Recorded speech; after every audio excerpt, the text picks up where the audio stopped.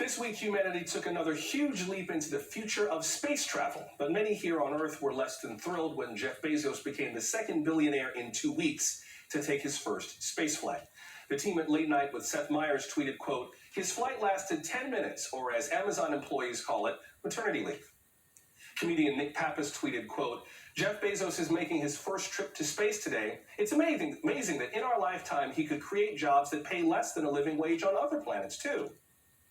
And Mr. Bezos has not exactly helped his cause. After landing safely, he said this. "I want to thank every Amazon employee and every Amazon customer, because you guys paid for all this." You're welcome? How we balance these concerns about wealth inequality and the billionaire elite with the benefits of space exploration, and for some people, the flat-out cool factor of inventing new ways to go to space. Our panel is back. Stand-up comedian and actress Helen Hong, also a director and producer, NBC's Ben Collins, and Kavitha Davidson, sports and culture writer at The Athletic. Ben, I wonder if we're getting caught up in the weeds of some of this just because Jeff Bezos and Elon Musk are so controversial / unlikable to some people, as opposed to the benefits of being able to explore space in new ways, including with reusable rockets that will just cost less to fly. Yeah, I'm sure there are benefits. But, you know, at the end of the day, these are some of the richest and most bombastic people on social media and in our lives. And, you know, they took a trip funded by our purchases on Amazon, apparently, up to space, while, you know, as Motherboard reported this week, there was a woman last year who worked in an Amazon factory, asked for lighter duty when she was pregnant, was not given that because of the demands of the job, and miscarried. And over the last few years, Amazon has consistently downplayed or flat out lied about the fact that workers have to pee in bottles to get through shifts. They say that's not happening. That's absolutely happening. That is something that workers continually talk about. So this guy went to space, which is cool. And we have a tremendous gap between people who can do that, people who need to work, you know, 2 or 3 jobs just to get by, just to put food on the table here.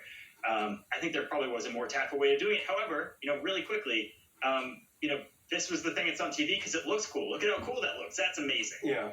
But we're not talking about the people that are really trod upon in society from these businesses. Kavitha, in terms of what to do about that, I understand the concerns about wealth inequality and billionaires paying their fair share in taxes.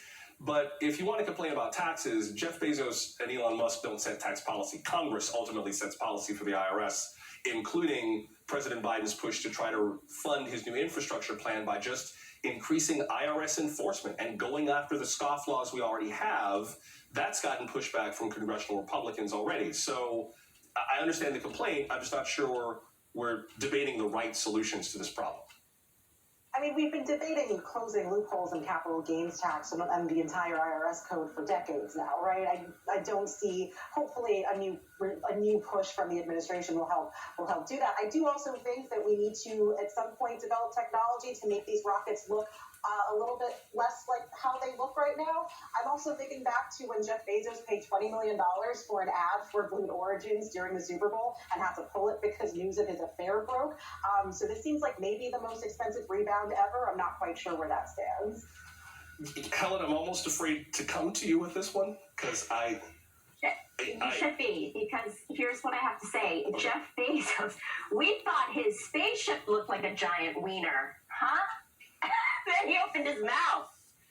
I just think, you know, I just think, like, you know, a trash bag in space is still a trash bag. Now it's a floating trash bag. Jeff, pay your workers a fair wage, please. Is it that? But Helen, let me just ask. Is it? I hear you on all the points you're making. Does that eclipse all the potential value of this flight for you in total? 100. Right now, currently, there are like large swaths of the planet literally on fire. We are dealing with a massive climate problem, and we've just contributed more carbon dioxide into the air so this guy can have 10 minutes to look at the Earth, like to experience zero gravity. Come on. Yes, there's absolutely no health to billionaires not even doing scientific missions, just billionaires body dying in space. No, pay your workers a living wage and let's fix the climate problem. Come on.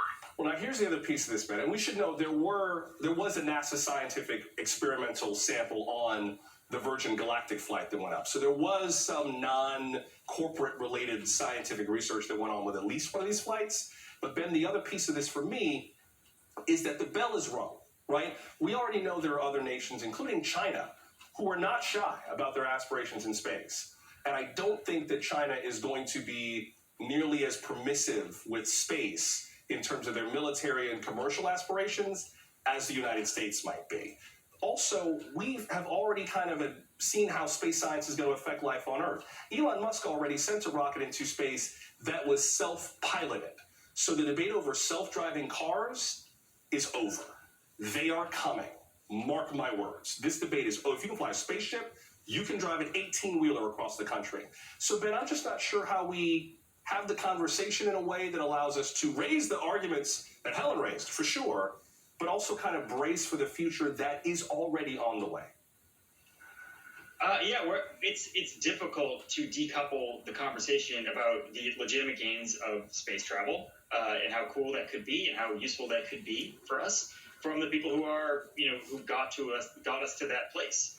At least for the privatization of that place. When Jeff Bezos went up there, he was like, "We're going to go on the moon and move industry to the moon." Please don't mess with the moon. It's like the only thing we haven't messed with. I'm begging you, leave the moon alone. It seems like the Tides are doing a pretty good job. That's like the last thing we have. Just leave the moon. Final 10 seconds. Show of hands. Who? The most American thing. Yeah, exactly. Final 10 seconds. Show of hands. Who would go on one of these flights if money was no object? Would you go? Anybody? Are they giving me money? Yeah. No. If they were just going to give you a flight. Helen, you would go. Ben? Yeah. No. Kavitha? I mean, after all the things I've said about Jeff Bezos, no, I will not go. Helen Hong, Ben Collins, Kavitha Davidson, you three. Too much fun. But I appreciate you being here. Thanks very much. The rest of you.